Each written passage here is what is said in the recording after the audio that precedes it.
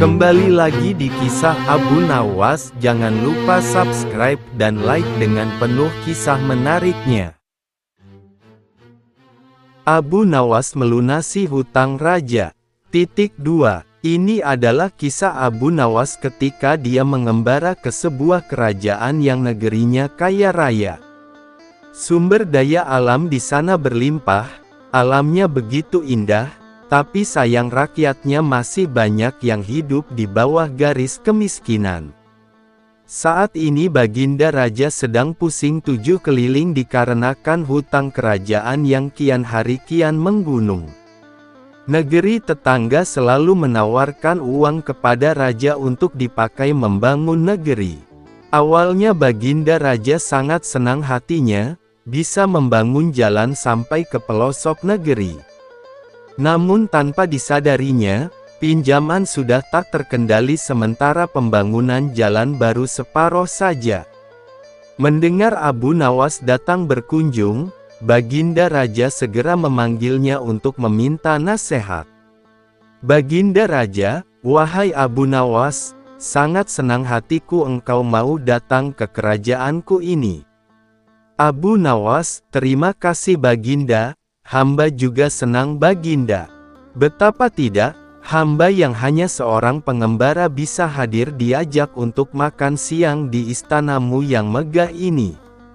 Baginda Raja, makanlah sepuasmu Abu Nawas, jangan malu-malu.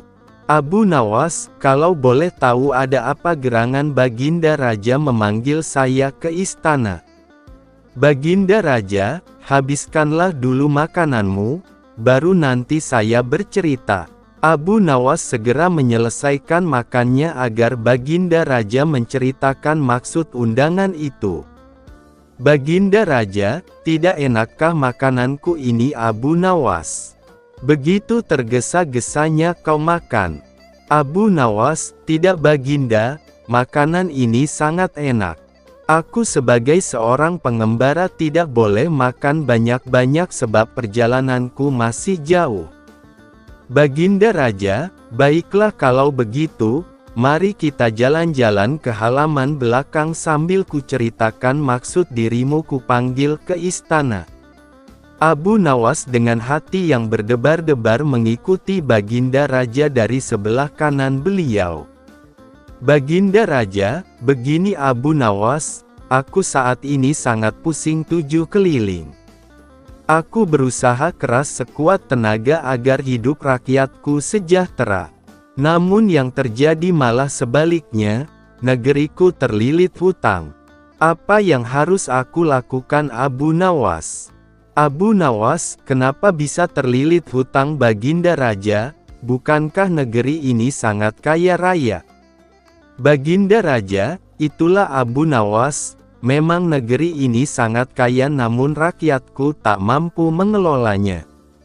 Maka sumber daya alam seperti tambang emas dan minyak bumi dibantu oleh negeri tetangga untuk mengelolanya. Semuanya berjalan dengan baik, tidak ada yang salah. Abu Nawas, lalu kenapa bisa berhutang jika tidak ada yang salah? Baginda Raja, banyak negeri tetangga menawarkan pinjaman. Mereka bilang, jika seluruh rakyat ingin menikmati kekayaan negeri ini, maka aku harus membangun jalan raya sampai ke pelosok negeri. Jadilah aku bangun jalan sampai ke negeri terluar sekalipun. Tapi apa yang terjadi? Negeriku ini sangat luas, sehingga butuh biaya yang sangat besar untuk membangun jalan. Kini sebelum pembangunan itu tuntas, hutangku telah menggunung. Memang negeri tetangga tidak mempermasalahkan hutang tersebut, cuma aku sangat resah, jika aku lanjutkan pembangunan ini bisa jadi negeri ini tidak mampu lagi membayar hutang. Alhasil bisa tergadai semuanya. Abu Nawas terdiam beberapa saat memikirkan cara yang jitu. Tak lama Abu Nawas membisikkan sesuatu ke telinga Baginda Raja. 2 hari sejak Abu Nawas ke istana, maka diundanglah raja-raja negeri tetangga yang telah meminjamkan uang ke kerajaan Baginda Raja ini.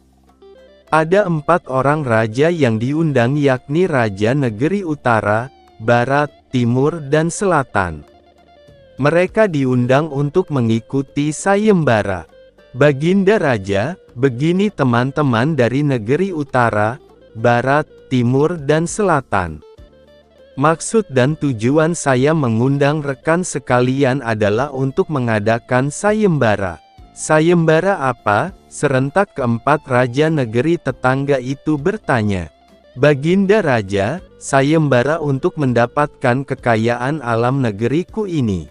Jika teman-teman sekalian bisa menjawab pertanyaan dari Abu Nawas yang kebetulan berkunjung ke negeriku ini, maka teman-teman berhak mendapatkan salah satu sumber daya alam yang dikehendaki. Tetapi jika tidak bisa menjawab, maka hutangku kepada negerimu lunas. Bagaimana? Setujukah teman-teman? Sesaat para hadirin terdiam. Mereka berpikir keras untung dan ruginya sayembara ini. Raja Negeri Utara, aku sih tidak keberatan. Raja Negeri Barat, setuju. Raja Negeri Timur, boleh. Raja Negeri Selatan, ayo Abu Nawas, keluarkan pertanyaanmu biar seluruh kekayaan alam negeri ini bisa berpindah ke kerajaanku. Dengan tidak membuang-buang waktu, naiklah Abu Nawas ke podium untuk memberikan pertanyaan sayembara. Abu Nawas, pertanyaannya mudah saja, yakni mana yang lebih dulu telur atau ayam? Alasannya harus masuk akal. Asteris. Raja Negeri Utara, telur lebih dulu. Baginda Raja, alasannya apa? Raja Negeri Utara, tidak mungkin ayam lebih dulu karena ayam berasal dari telur. Baginda Raja, kalau begitu siapa yang mengerami telur? Raja Negeri Utara terdiam dengan wajah pucat, terbayang hutang Baginda Raja lunas dengan sendirinya. Raja Negeri Barat, ayam lebih dulu. Baginda Raja, berikan alasan juga temanku. Raja Negeri Barat, ayam betina dibuai oleh ayam jantan sehingga dia bisa bertelur. Makanya ayam tercipta lebih dulu. Baginda Raja, dari mana asalnya ayam? Raja Negeri Barat, dari telur. Baginda Raja, nah, berarti bukan ayam yang lebih dulu. Tenggorokan Raja Negeri Barat mendadak menjadi tersekat, tak bisa berkata-kata lagi. Raja Negeri Timur, ayam dan telur sebenarnya tercipta bersamaan. Baginda Raja, kenapa begitu? Raja Negeri Timur, tidak mungkin ada ayam kalau tidak ada telur yang menetas. Tidak mungkin juga ada telur kalau tidak ada ayam. Baginda Raja, bukankah ayam betina bertelur harus dibuahi oleh ayam jantan? Mendadak Raja Negeri Timur menangis terseduh-seduh. Raja Negeri Selatan, ayam jantan lebih dulu. Karena tanpa dibuahi oleh ayam jantan, tidak mungkin ayam betina bisa bertelur. Baginda Raja, lalu ayam jantan dari mana datangnya? Sama dengan teman-temannya yang lain, Raja Negeri Selatan tidak bisa menjawab pertanyaan Baginda Raja. Baginda Raja, wahai Abu Nawas, sebenarnya mana yang lebih dulu?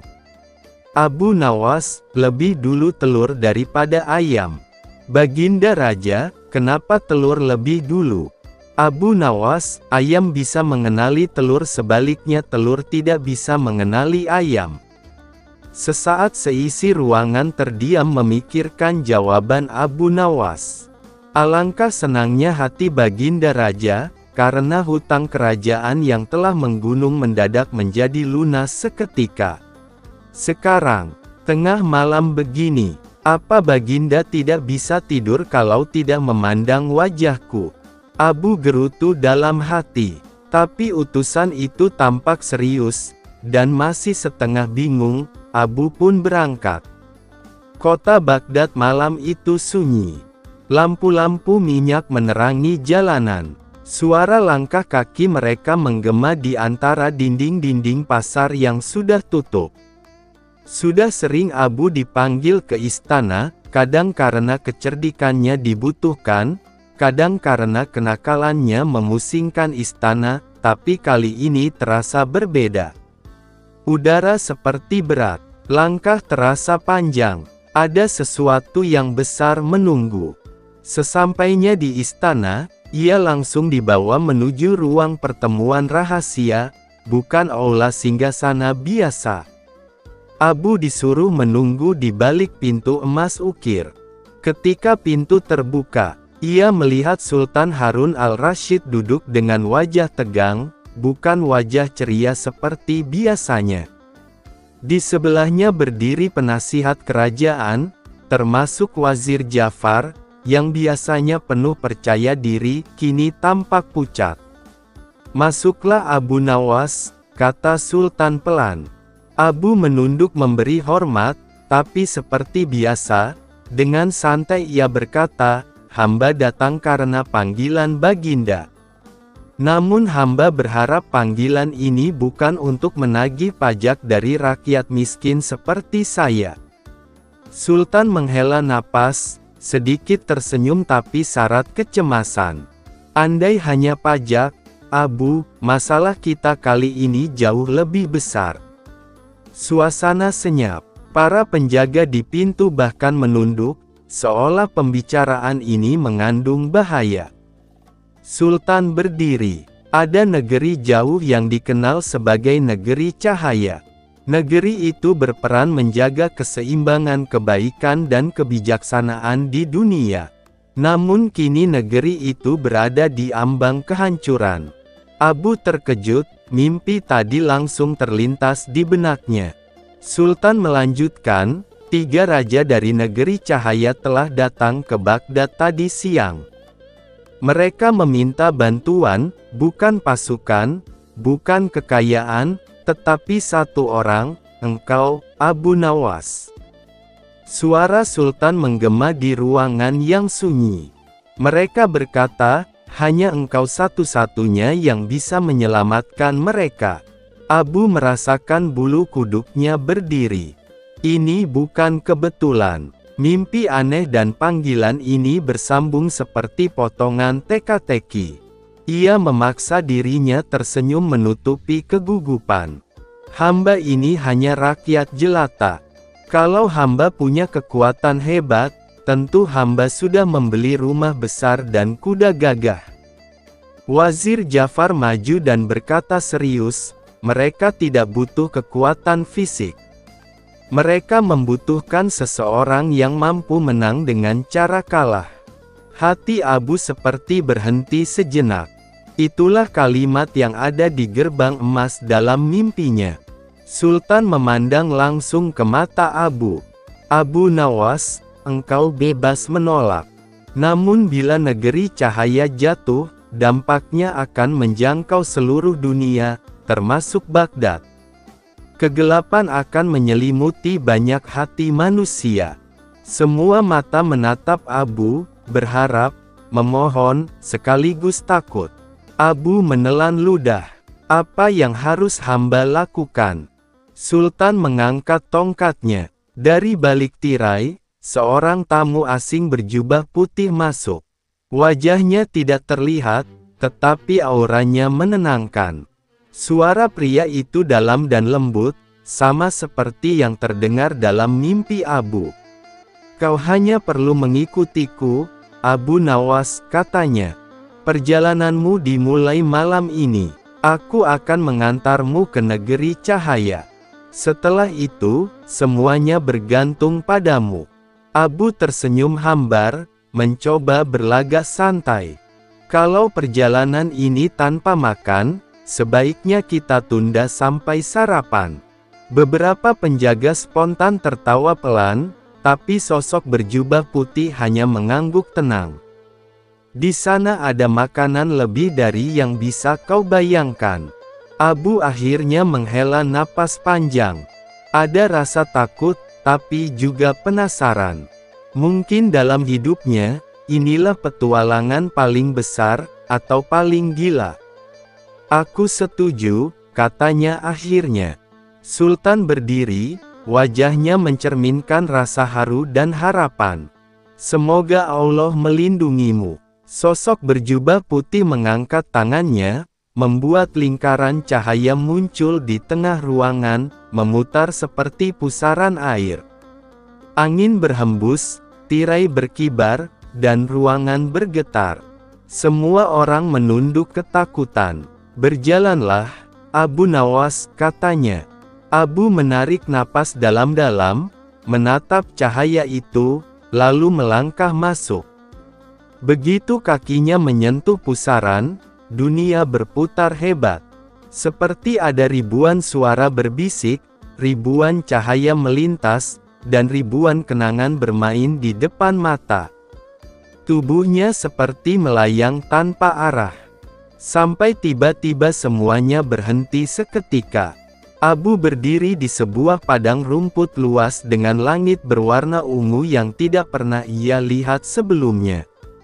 Bunga-bunga bercahaya bermekaran, sungai mengalir seperti terbuat dari cahaya, dan angin berbau manis seperti madu. Di kejauhan, berdiri gerbang emas raksasa, persis seperti dalam mimpi. Namun kali ini berbeda. Di depan gerbang itu ada sosok berjubah hitam, wajahnya tertutup tudung hingga tidak terlihat. Sosok itu menunggu, seperti tahu Abu akan datang. Sosok berjubah putih berdiri di samping Abu.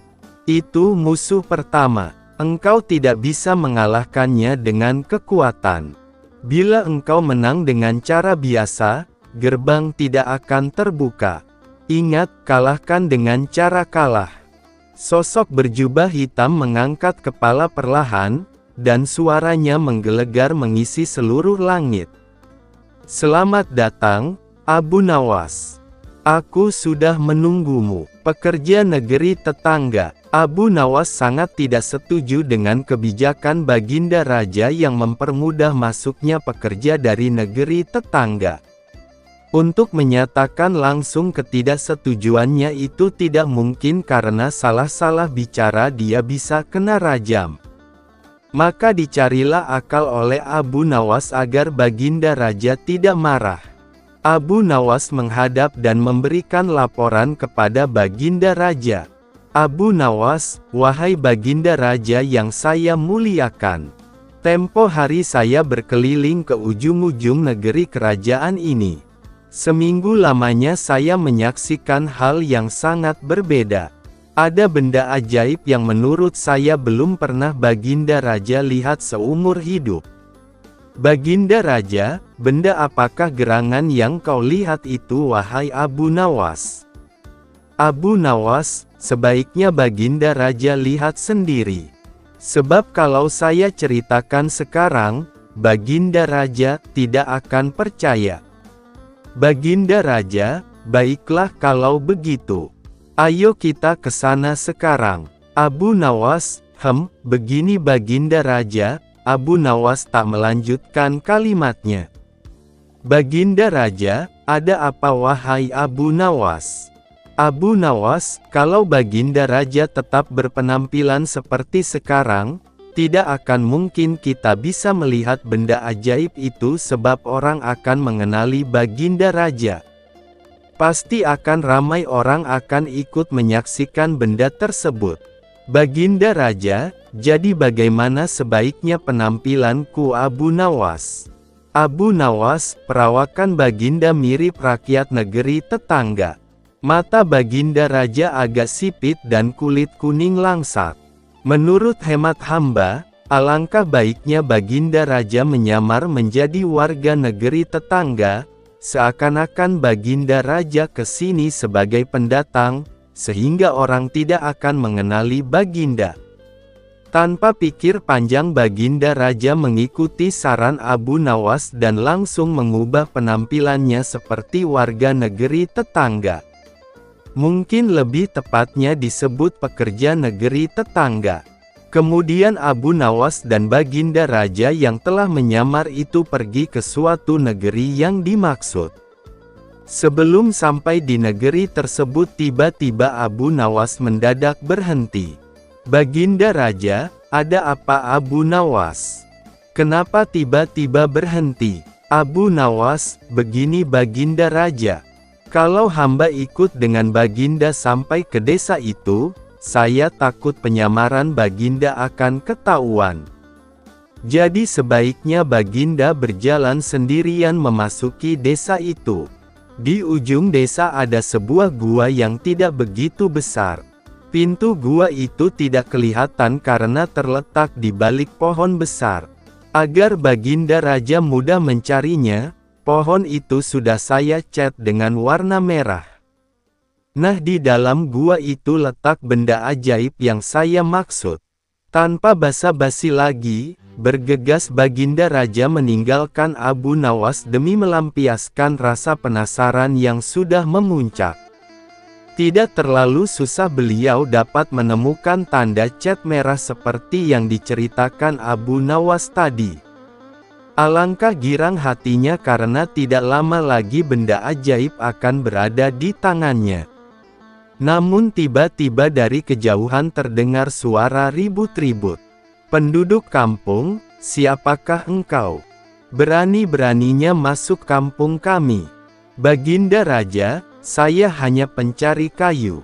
Lah tidak mau penyamarannya diketahui oleh masyarakat sekitar." "Penduduk kampung, nah, yang satu ini ternyata bisa berbahasa kita. Ayo kita seret dia menemui teman-temannya yang lain." Spontan Baginda Raja diseret oleh penduduk kampung yang notabene adalah rakyatnya sendiri. Setiba di sebuah bangunan yang mirip dengan gudang, Baginda Raja dilemparkan ke sekerumunan orang yang jumlahnya puluhan. "Penduduk kampung, coba kau ceritakan, kenapa kau datang begitu ramai ke negeri kami ini?" Baginda Raja sesaat memelototi orang yang ada di hadapannya. "Baginda Raja, engkau ini siapa?" "Orang di dalam gudang, lorem ipsum dolor sit amet, consectetur adipis cing elit. Pelentesque molesti ligula auge imperdiet auctor. Nam ut telus quis ex dapibus tristique. In consequat volupat tristique." "Baginda Raja, bicara apa kau ini? Aku tak mengerti." "Penduduk kampung, hei budak sipit, jangan berpura-pura kau di depan kami. Cepat ceritakan maksud kau datang ke negeri kami ini." Merasa dikerjain oleh Abu Nawas, Baginda Raja langsung membuka kedoknya. "Baginda Raja, tidak kenalkah kau dengan diriku?" Mendadak penduduk kampung terperangah. Setelah Baginda Raja membasuh riasannya, barulah semua warna mengenalinya. "Penduduk kampung, ampunkan kami Baginda Raja. Kami tidak tahu bahwa Baginda menyamar." "Baginda Raja, lalu kenapa kau mengurung orang-orang aneh ini di gudang?" "Penduduk kampung, mereka itu pekerja dari negeri tetangga Baginda. Sejak mereka datang ke kampung kami kehilangan pekerjaan. Semua tambang rakyat mereka kuasai sehingga kami hampir semua jadi pengangguran." Baginda Raja terdiam 1000 bahasa. Dia yang semula ingin menghukum Abu Nawas atas kekurangajarannya, sekarang mengurungkannya. Malah dalam hati kecilnya ia berterima kasih. Kalau tidak begini mungkin dirinya tidak akan mengetahui bagaimana sebenarnya keadaan di kampung-kampung yang telah didatangi oleh pekerja dari negeri tetangga. Abu Nawas dan Menteri Penyihir. Baginda Raja sedang dipusingkan dengan keadaan negara yang semakin semrawut. Kian hari hidup rakyatnya kian sengsara. Baginda Raja berencana membuat kebijakan yang bertujuan untuk mensejahterakan rakyatnya. Maka dipanggillah Abu Nawas ke istana untuk diminta pendapatnya. "Baginda Raja, wahai Abu Nawas, aku butuh nasihatmu." "Abu Nawas, nasihat yang seperti apa yang Baginda Raja butuhkan dariku?" Baginda Raja, begini, aku ingin membuat hidup rakyatku bahagia. Aku ingin rakyatku sejahtera, namun aku tidak punya ide kebijakan apa yang harus aku dahulukan. Bisakah kau berikan aku nasihat yang jitu agar rakyatku segera keluar dari himpitan kemiskinan? Abu Nawas tidak menjawab permintaan sang raja. Dia hanya bermenung sambil mengangguk-angguk kecil. Baginda Raja, kenapa kau hanya diam wahai Abu Nawas? Abu Nawas, begini Baginda Raja, aku tak ingin menyampaikan langsung nasihat kepadamu, sebab nanti kalau terdengar oleh orang lain akan bocor rahasia ini. Sebaiknya aku tulis saja nasihat dan akan aku kirimkan secarik surat besok hari. Baginda Raja, baiklah Abu Nawas, aku tunggu suratmu besok hari. Sambil berjalan pulang, Abu Nawas berpikir keras kebijakan apa yang harus dia usulkan. Beruntung Baginda Raja menyetujui usulnya sehingga dia masih bisa berpikir barang sehari. Keesokan harinya Abu Nawas datang ke istana untuk menyerahkan langsung surat yang dia janjikan. Tetapi seorang menteri kerajaan mencegat Abu Nawas. Menteri kerajaan, ada keperluan apa kamu ke istana wahai Abu Nawas? Abu Nawas, saya ingin menyerahkan surat ini kepada Baginda Raja wahai Bapak Menteri. Menteri kerajaan, tinggalkan saja suratmu itu di sini, karena Baginda Raja saat ini sedang tidak mau ditemui. Menteri kerajaan ini berusaha menghalangi niat Abu Nawas untuk menemui Baginda Raja, sebab beredar kabar Abu Nawas ingin memberi nasihat kepada sang raja. Menteri ini sudah terkenal ingin menggulingkan Baginda Raja. Abu Nawas, baiklah Bapak Menteri, saya titipkan surat ini padamu. Abu Nawas tidak dapat mengelak dan dengan berat hati dia tinggalkan surat rahasia itu pada menteri kerajaan. Sepeninggal Abu Nawas, menteri tersebut membuka surat rahasia dan membaca isinya. Alangkah senangnya hati menteri kerajaan mengetahui isi surat tersebut. Bergegas menteri tersebut menukar isi surat itu dan memberikannya kepada Baginda Raja. Baginda Raja menerima surat dari Abu Nawas melalui menterinya. Setelah dibaca, maka beliau langsung mengikuti nasihat Abu Nawas dengan menaikkan harga BBM. Surat itu menilaskan bahwa dengan menarik subsidi BBM maka pendapatan kerajaan akan bertambah, dan raja bisa memberikan kelebihan uang tersebut untuk kesejahteraan rakyat. Baru sehari kebijakan menaikkan BBM diluncurkan, mendadak terjadi protes di seantero negeri. Rakyat-rakyat turun ke jalan mendemo kebijakan baru Baginda Raja. Alangkah terkejutnya beliau dengan kejadian ini. Tanpa pikir panjang Baginda Raja menemui Abu Nawas di rumahnya. Baginda Raja, apa maksudmu dengan memberi nasihat untuk menaikkan harga BBM wahai Abu Nawas? Kau lihat apa akibatnya sekarang, seluruh rakyatku marah dengan kebijakan ini. Sejenak Abu Nawas berpikir, sebab ia telah dikhianati oleh menteri kerajaan. Abu Nawas, begini Baginda Raja, di kerajaanmu itu sekarang ada penyihir. Kemarin aku memberikan nasihat untuk menggratiskan biaya pendidikan agar rakyatmu bisa pintar. Jika pendidikan gratis, otomatis rakyat akan berbondong-bondong ingin sekolah wahai Baginda Raja. Nah, kerajaan akan maju jika rakyatnya cerdas-cerdas. Baginda Raja, tidak mungkin ada penyihir di istanaku. Kau berbohong Abu Nawas. Abu Nawas, aku tidak berbohong Baginda. Begini saja Baginda, besok saya akan ke istana membawa sepucuk surat lagi. Isi surat itu adalah membuat kartu sehat untuk rakyat. Saya yakin surat itu akan disihir oleh menterimu. Dan saya pastikan Baginda besok tidak akan menerima surat yang berisi kartu sehat untuk rakyat, tetapi surat yang telah disihir yang akan Baginda dapati. Baginda Raja, baiklah kalau begitu Abu Nawas. Tapi ingat, jika kau berbohong, terima hukuman yang setimpal, yakni hukum diludahi rakyatku selama seminggu. Gemetaran juga Abu Nawas mendengar ancaman dari Baginda Raja. Keesokan harinya Abu Nawas datang ke istana dengan membawa secarik surat yang berisi kartu sehat untuk rakyat. Seperti tempo hari, Abu Nawas kembali dicegat oleh menteri kerajaan. Menteri kerajaan, ada keperluan apa lagi kau ke sini wahai Abu Nawas? Abu Nawas, tempo hari aku salah berikan surat wahai Bapak Menteri, surat yang sebenarnya itu adalah yang ini. Surat kemarin itu berisi tentang kebijakan yang menggratiskan pendidikan. Nasihat itu akan sangat merugikan kerajaan, sebab jika sebanyak ini rakyat yang ingin sekolah digratiskan, pastilah kerajaan ini akan bangkrut.